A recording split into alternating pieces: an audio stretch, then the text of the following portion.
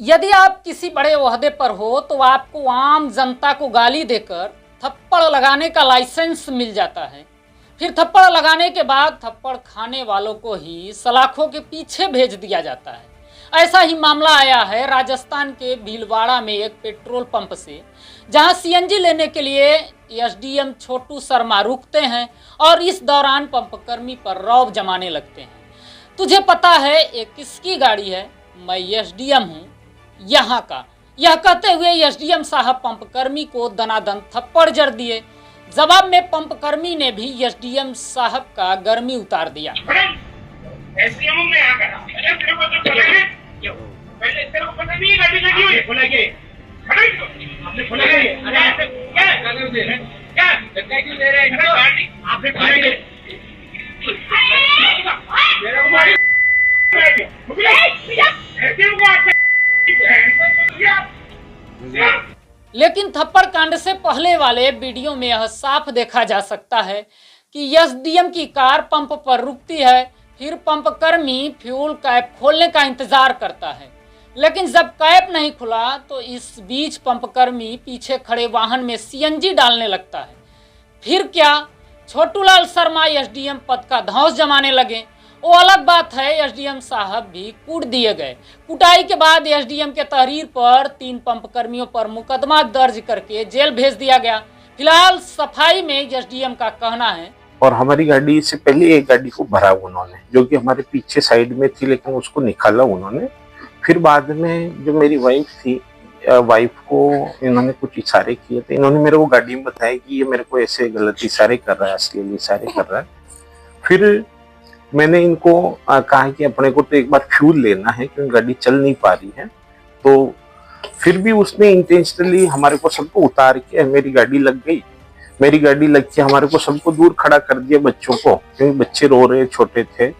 और उसके बाद उसने मेरी गाड़ी में नहीं भर के पीछे वाली गाड़ी में भरने लग गया और इसको अश्लील, इसकी अलग वीडियो बनाना, इसकी फोटो खींचने का काम चालू किया। जब फिर मेरे को गुस्सा आया, मैंने कहा आप नियम क्यों तोड़ रहे हो? मैं अधिकारी रहा हूँ, यहाँ एसडीएम लेवल का अधिकारी रहा हूँ। लेकिन वीडियो में आरोप के हिसाब से ऐसा कुछ भी देखने को नहीं मिला। वीडियो फुटेज से स्पष्ट तौर पर देखा जा सकता है कि पहले एसडीएम ने रौब झाड़ा, फिर थप्पड़ चलाया और गाली भी दिया। जब एसडीएम साहब की गलतियां उजागर होने लगी तो साहब ने ब्रह्मास्त्र के रूप में दूसरी पत्नी दीपिका को आगे कर दिया। हमारी जैसे गाड़ी रुकी तो उससे पहले वो वहाँ खड़ा हुआ एक कर्मचारी था जो ऐसी गंदी हरकतें कर रहा था, स्पाइल ले रहा था। और उसके बाद हम जब हमको उतरने के लिए कहा गया तो हम उतर के खड़े हुए, तो फिर हमारी गाड़ी को वो इंटेंशनली हमको खड़ा रखना चाहता था वहाँ, तो हमको खड़ा रख के और पीछे वाली गाड़ी बढ़ने लग गया। और फिर मैं वहाँ जब खड़ी हुई थी तो वहाँ के कुछ कर्मचारी आके उधर साइड से फोटो ले रहे थे, तो मैंने ये चीज इनको बताई थी। मैंने गाड़ी में उतरने से पहले भी इनको बताई थी और फिर बाद में भी बताया कि ये इस तरीके। एसडीएम का धौंस जमाने वाले छोटू शर्मा बचने के लिए ब्रह्मास्त्र तो आजमा लिया, लेकिन पत्नी के आरोप में कितनी सच्चाई है यह जांच का विषय जरूर है। लेकिन एसडीएम छोटू शर्मा को यह ओछी हरकत नहीं करनी चाहिए थी। जब मामला मीडिया में आया तो उन्हें सस्पेंड कर दिया गया। मारपीट का यह घटना वायरल होने के बाद एसडीएम छोटू शर्मा का पहली पत्नी के साथ चल रहा विवाद भी अब तूल पकड़ लिया है। पत्नी अपने पति से मिलने आई थी, लेकिन आनंदपुरी एसडीएम छोटूलाल शर्मा नहीं मिले। परिवार के बांसवाड़ा पहुंचने की सूचना पर एसडीएम सरकारी क्वार्टर पर ताला लगाकर गायब हो गए। इसके बाद पत्नी अपने 12 साल की बेटी और बेटे के साथ बांसवाड़ा में भटक रही है। बच्चों को पिता से मिलने की आतुरता है तो पत्नी अपने सभी विवादों को छोड़कर उनके साथ रहना चाहती है, लेकिन एसडीएम शर्मा उनसे मिलना नहीं चाहते। छोटू शर्मा का पहला शादी साल 2008 में शिक्षिका पूनम झाखोदिया से हुआ था। पत्नी का आरोप है कि 14 फरवरी 2021 को गहने और दूसरे सामान रखवाकर बच्चों सहित उन्हें घर से भगा दिया था। इसके अलावा छोटू शर्मा पर रंगीन मिजाजी, दूसरे महिलाओं से अवैध संबंध होने के साथ साथ भ्रष्टाचार का भी आरोप लगा चुकी हैं, जिसको लेकर मामला कोर्ट में चल रहा है। फिलहाल पहली पत्नी न्याय के लिए दर दर भटक रही है। पेट्रोल पंप विवाद के मामले में सीओ रायला का कहना है कि शुरुआती जांच में मारपीट की पुष्टि हुई है।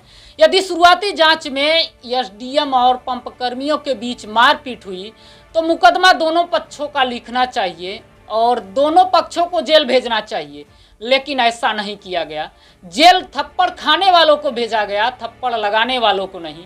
किसी डीएम या एसडीएम के सुरक्षा की प्राथमिकता होनी चाहिए, लेकिन चलते राह पर किसी आम नागरिक को थप्पड़ लगाने पर कार्रवाई विधि अनुसार होनी चाहिए, ताकि पद का दुरुपयोग होने से बचाया जा सके। फिलहाल सच्चाई क्या है, जांच के बाद ही कुछ कहा जा सकता है। इस वीडियो में इतना ही। अपना राय कमेंट बॉक्स में जरूर दीजिए। मिलेंगे एक नए सूचना को लेकर, तब तक के लिए नमस्कार।